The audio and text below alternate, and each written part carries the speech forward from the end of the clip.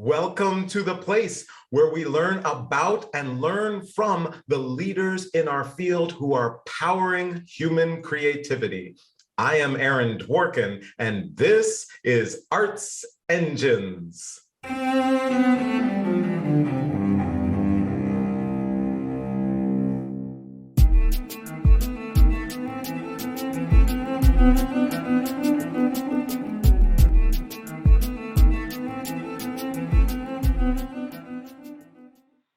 Thanks again for joining me here on Arts Engines. Today's guest is Andre Dowell, who serves as the Chief of Artist Engagement for the Sphinx Organization. Andre, welcome to the show.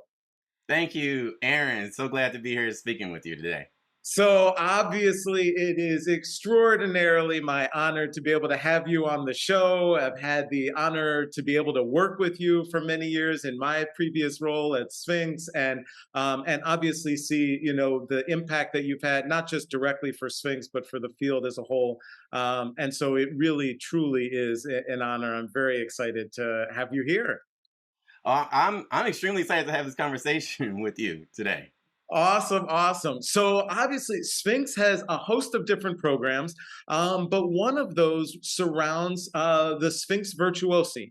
And specifically, there is kind of part of that Sphinx Virtuosi tour that takes place each year that happens at Carnegie Hall. So first, what I thought would be great is if you could just kind of share with us just a little background on what are what are the Sphinx Virtuosi. A lot of people may know the Sphinx competition and, oh, that comes around, Sphinx Connect, the conference, but who are the Virtuosi and what is that all about?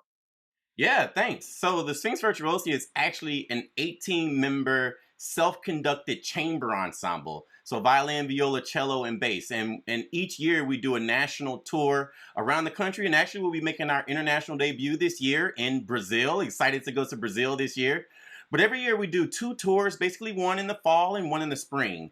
And we go into each community doing community engagement, working with presenters, working with community leaders and partners, really trying to expand our mission of the Sphinx Organization of diversifying classical music. And so one of the things that we do when we go to cities is really go to the communities and work with them with institutions, whether it's schools, whether it's nursing homes, whether it's churches, to really show artists and audiences composers and music by people of color. And so the ensemble is composed primarily or all of Black and Latinx classical string musicians. So we're excited to do our tour this year. As you mentioned, we will be at Carnegie Hall on October the 13th at 7 p.m. We do have a partnership with Carnegie Hall and New World where we actually do commissions every year. So we're excited to get into the programming for that as well. Awesome, awesome, awesome. And you mentioned too the obviously a string ensemble of musicians of color, Black and Latinx. And do they come from all over the country, or kind of how are they distributed in terms of where they come from? Yes, that's a great question. So the majority of musicians actually come from one of our main programs called the Sphinx Competition for the nation's top Black and Latinx classical string musicians. So we have a junior division and a senior division. That competition takes place every year in February or January. And so the musicians are really chosen from that pool of people. They come from all over the country. And so these are the top musicians from our national string competition who come together every year as ambassadors for the Sphinx Organization. Awesome, awesome, awesome. So you mentioned that one of these key highlights for them on their tour is Carnegie Hall, the stage of stages. So could you share a little more about that and what, of course, might make it special this particular year? Yeah, absolutely. Well, we're actually celebrating our 25th anniversary of the Sphinx Organization this entire year. And so all of our programming has really been centered around that, around our 25th anniversary. One of the things I'm really happy to share and excited to share with audiences is our complete program, which is by composers of Black and Latinx descent. So every piece that you will hear is either composed or arranged by a person of color. So we're highlighting composers like Jessie Montgomery, who's really hot on the scene. We're actually doing two pieces of hers. One of them is a new commission which is co-commissioned by Carnegie Hall, New World Symphony, who's a fantastic partner of the Sphinx Organization, and of course the Sphinx Organization. But we're doing a piece called Divided by Jesse Montgomery as well. And could you just kind of, because I'm sure there are some out in our audience, right, who are, thinking to themselves, it would really be great if we diversified some of our repertoire. We want to do this. We potentially want to get into commissioning.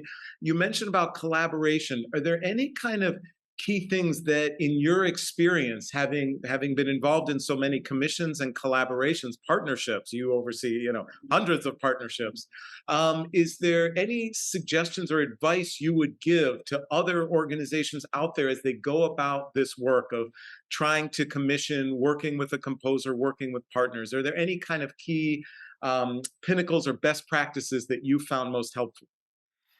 I would say one of the best practices, one of the best practices, of course, there are many, but one of them is realizing you don't know who you don't know, and you don't know what you don't know. So when you're going for these commissions, you really need to look for composers who you have no idea who they are because they're just not on, they may not be on your radar. For the Sphinx Organization, we have been very fortunate to have an entire Rolodex of composers, Black and Latinx composers that we work with directly. But for other organizations, try not to use composers who are well known. But if your mission is to really diversify the repertoire, then you must do exactly that. And whatever that means, talk to composers that you don't know, bring someone on your staff, on your board, on your committee who's making these decisions to be on the committee to make recommendations of people that you may not be aware of. So when we approach these commissions, usually these are composers that eventually have illustrious careers because we get them early on when we've been doing kind of the nitty-gritty, the dirty work of finding these composers who have voices that really need to be heard. For example, Jesse Montgomery, right? For example, Jesse Montgomery, and not for our Carnegie concert, but for our Sphinx Virtuosi tour, we have a composer by the name of Michael Dudley as well, who will be very well known, but might not be on the radar of a lot of orchestras or those who are looking for new commissions and composers as well. This is absolutely awesome. So you mentioned, Jesse, any other kind of key highlights for what's happening at Carnegie Hall? And again, can you share the date for everyone in our audience? So in case they haven't gotten their tickets yet or made their flight arrangements, if they're not in New York to come, what's that date again? And are there other composers they can look forward to on the program? Absolutely. So October the 13th, it's a Thursday in New York City. Be there. It's gonna be a great concert. There's a lot of I think only one piece on our entire concert has been performed at Carnegie previously. So every other piece on the program is an arrangement or new commission that will be performed at Carnegie. We also have an exciting young violinist by the name of Amarin Olmeida, who will be making her Carnegie Hall debut. Xavier Foley will be doing a new commission and a world premiere at Carnegie Hall as well. And of course, we have the pleasure of honoring the founder, of course, at our Carnegie Hall concert. Of course, without you, this work would not be possible. And these voices, more importantly, would not be heard, and the audiences would not have this specific experiencing a complete concert at Carnegie Hall by composers of color.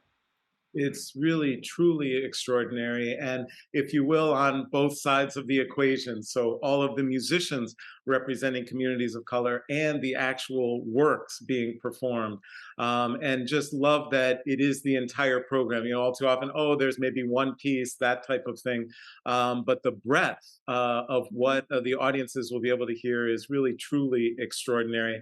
And this leads to, unfortunately, we're running a little short on time, but I wanted to get a little of your leadership so that our audience could kind of benefit a little from your approach, Andre, which is that there's got to be, when you're working with hundreds of partners and composers, sometimes who are just, they everything is delivered by deadlines, and then sometimes maybe not.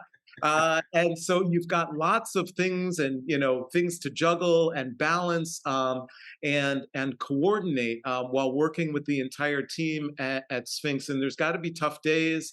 Wondering, how do you draw upon for inspiration, for a sense of strength when it seems like things are too tough in life? Is there any advice you'd have for other leaders who might experience those challenges, especially when it relates to diversity work? Wow, that is a huge question, and one that we could spend obviously hours on. How do you find inspiration when things get challenging, specifically in diversity in the arts? I kind of draw on my own history and my upbringing in the field of the arts, right? And so I'm from Tennessee originally, small town where no one really listened to classical music. And in fact, the first time I heard a live orchestra was my senior year in high school. It just wasn't something that I thought was for me. Classical music for people of my kind. I didn't know that that was for us. It was something that you saw on TV, right? And so, how do you find inspiration? I just remember my teachers inspiring me and telling me this is something that you can do and make a career out of it. So for now, my inspiration really comes from the individuals that I work with, and just seeing them and knowing what they're trying to achieve, and knowing that I'm also a connector. So if I know that you want to do X, Y, and Z, I know this person in this field, or if I don't know this person, I'll ask someone who may know that person and try to connect them. So I find great joy in connecting individuals and really understanding what it is that you're after, and finding a mentor or an avenue for you to achieve your goals. It's so, so important. And I love that because a lot of times, right, people talk about networking, so on and so forth, but actually hearing how functionally you're able to transform people's lives because of helping to make those connections when they just may not know that person or know that composer. So I definitely encourage everyone in our audience who's doing this work and who might want to bridge to a particular person or a particular organization, please do reach out to Andre. Oh, I'll yes. I'll Yeah. say one more thing, just from my personal history and background, is as we're speaking with individuals, understand the person that you're speaking with and what their goals are and what they have the ability to become and achieve. And I'll just say this very quickly. I was on my path as being a musician, not an arts administrator of any kind. And so one of the things that I credit the Sphinx organization for is finding talent and bringing that talent out and understanding, you know what? Your resume doesn't fit. You may not have the qualifications. You may not have 5 years of experience in this particular field, but there is something about you that resonates with the work that we do. And what am I going to do? I am going to take this opportunity to say, hey, this person has the it factor, and I want to make sure that I'm a part of that. So for organizations looking to fulfill positions or looking for composers or whatever it is, look for the individual with the it factor, not necessarily the person that has the best resume. Andre Dowell, you truly are one of the arts engines who is powering human creativity in our world. Thank you for your leadership. Thank you so much for being on the show. Thank you so much for having me.